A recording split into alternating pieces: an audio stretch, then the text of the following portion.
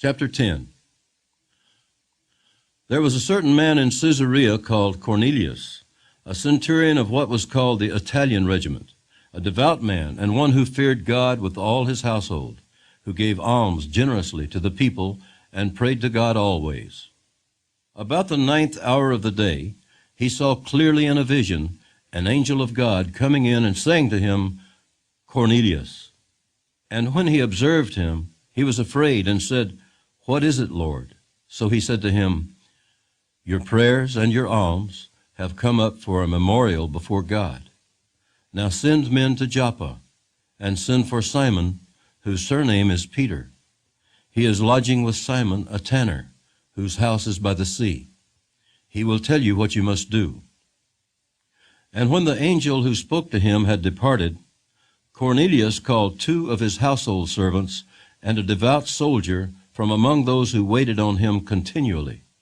So when he had explained all these things to them, he sent them to Joppa. The next day, as they went on their journey and drew near the city, Peter went up on the housetop to pray, about the 6th hour.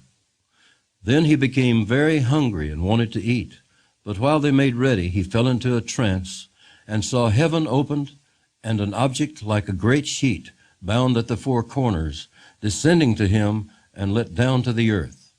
In it were all kinds of 4-footed animals of the earth, wild beasts, creeping things, and birds of the air.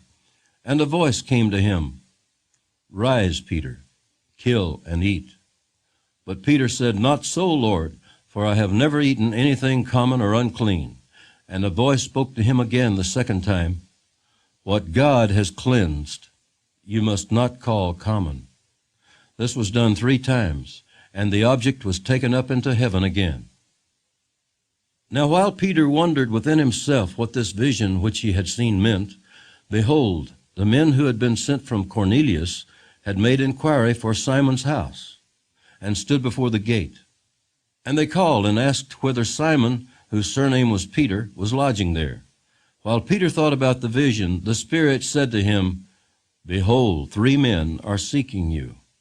Arise, therefore, go down and go with them, doubting nothing, for I have sent them.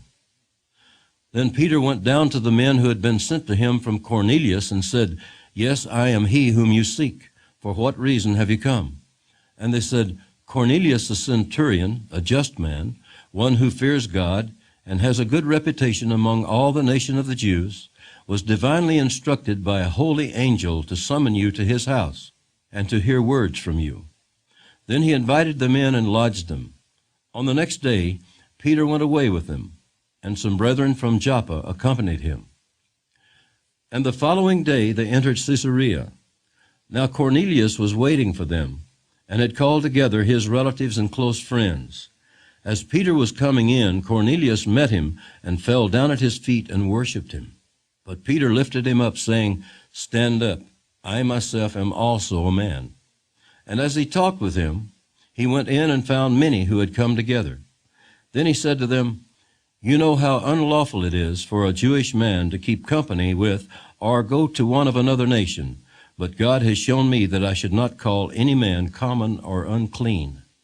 Therefore I came without objection as soon as I was sent for.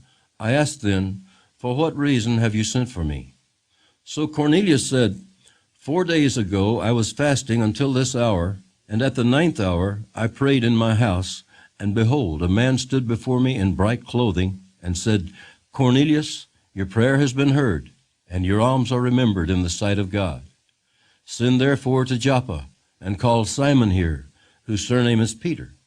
He is lodging in the house of Simon, a tanner, by the sea. When he comes, he will speak to you. So I sent to you immediately, and you have done well to come. Now therefore we are all present before God to hear all the things commanded you by God. Then Peter opened his mouth and said, In truth, I perceive that God shows no partiality, but in every nation whoever fears him and works righteousness is accepted by him. The word which God sent to the children of Israel, preaching peace through Jesus Christ, he is Lord of all, that word you know, which was proclaimed throughout all Judea and began from Galilee after the baptism which John preached, how God anointed Jesus of Nazareth with the Holy Spirit and with power, who went about doing good and healing all who were oppressed by the devil, for God was with him. And we are witnesses of all things which he did both in the land of the Jews and in Jerusalem, whom they killed by hanging on a tree. Him God raised up on the third day and showed him openly, not to all the people, but to witnesses chosen before by God, even to us who ate and drank with him after he arose from the dead. And he commanded us to preach to the people and to testify that it is he who was ordained by God to be judge of the living and the dead. To him all the prophets witness that through his name whoever believes in him will receive remission of sins. While Peter was still speaking these words, the Holy Spirit fell upon all those who heard the word. And those of the circumcision who believed were astonished, as many as came with Peter, because the gift of the Holy Spirit had been poured out on the Gentiles also. For they heard them speak with tongues and magnify God. Then Peter answered, Can anyone forbid water, that these should not be baptized who have received the Holy Spirit, just as we have? And he commanded them to be baptized in the name of the Lord. Then they asked him to stay a few days.